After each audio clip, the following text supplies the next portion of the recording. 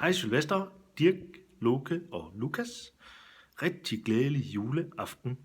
Jeg kunne jo desværre ikke være der i dag, men til gengæld så har jeg lavet den her lille video. Og det er en del af jeres gave fra mig til jer.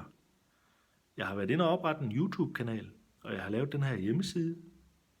Og meningen det er, at vi skal lave nogle spændende eksperimenter, både med elektronik og med matematik, og med træ og søm og skruer og jern. Og så skal vi prøve på at bygge vores lille rumraket. Vi optager noget af det på video, og det kan vi lægge ud på vores YouTube-kanal. Og måske kan vi finde på nogle andre spændende ting, også at lægge ud på vores YouTube-kanal. Det, der er vigtigt med YouTube-kanalen, det er, at det skal være lærerigt, og det skal være sjovt. Hvis vi kan få de to ting til at hænge sammen, så er der ingen grænser for, hvad vi kan lægge ud på vores YouTube-kanal. Og vi kan alle sammen være med, hvis vi har lyst til det. Vi kan også lade være. Jeg håber, at I har en fortsat rigtig god juleaften, og så glæder jeg mig til at se jer alle sammen inden så længe. Hej hej!